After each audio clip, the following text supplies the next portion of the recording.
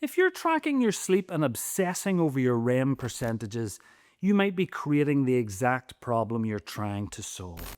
I just interviewed Dr. Allie Hare, President of the British Sleep Society and one of the UK's leading sleep specialists.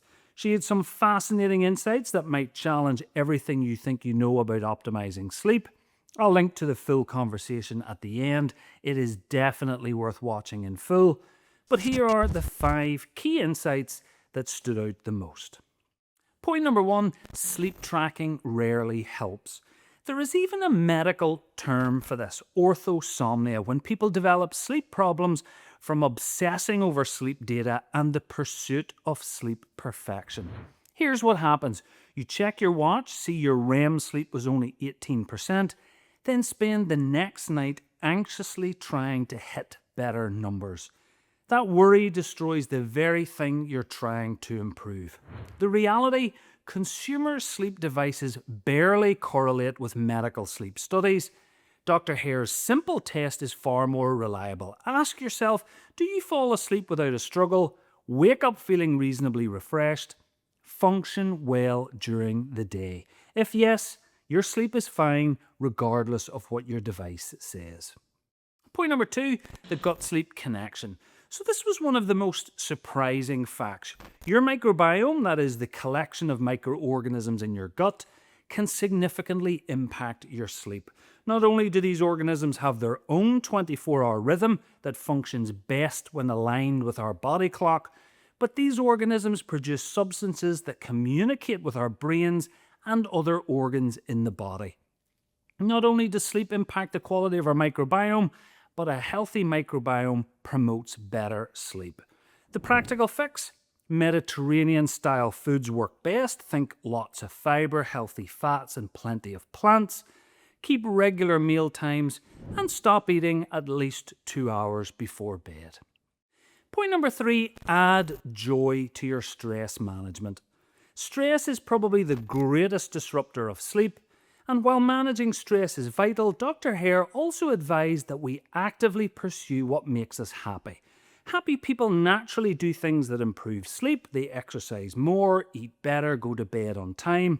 And when we're stressed, we tend to do things that don't help, such as doom scroll social media until the early hours. Her approach, yes, deal with stress during the day, but also actively seek joy. For example, spend more time with the people you love, listen to music that moves you, focus on real-world connections. This creates a positive cycle that naturally supports better sleep habits. Point number 4, don't miss the simple things. Dr. Hare regularly sees patients in her clinic who've tried everything but still sleep poorly. And very often they've overlooked some of the basic essentials. For example, they are unable to give her a consistent bedtime because it varies so much throughout the week.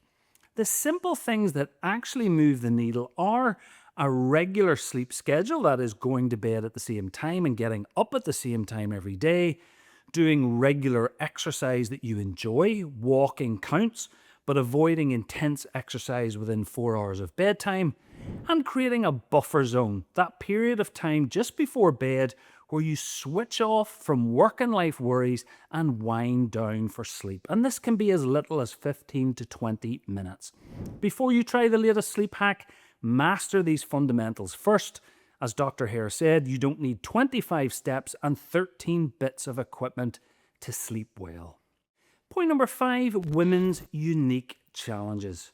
So women have unique sleep challenges during their lifetime. 70% of menopausal women experience sleep-disrupting hot flashes. 60% deal with anxiety and insomnia. These changes are incredibly common, and while they will likely pass with time, you don't have to suffer through them. Dr. Hare was clear effective treatments exist, for example, hormone replacement therapy, cognitive behavioral therapy, specific supplements. You just need the right approach for your situation. And new mothers, babies literally don't have sleep clocks when they're born. The chaos you're experiencing is completely normal. It's biology working itself out and not something you're doing wrong. This phase will pass, and knowing that, can help to reduce the guilt and stress that can make everything worse. The full interview with Dr. Hare goes much deeper into each of these insights and covers many more practical strategies for better sleep. You can access it by clicking the video link on screen now. Please leave your thoughts or questions in the comments. And if you like discovering health and wellness advice that is simple, manageable, and science-based, don't forget to subscribe.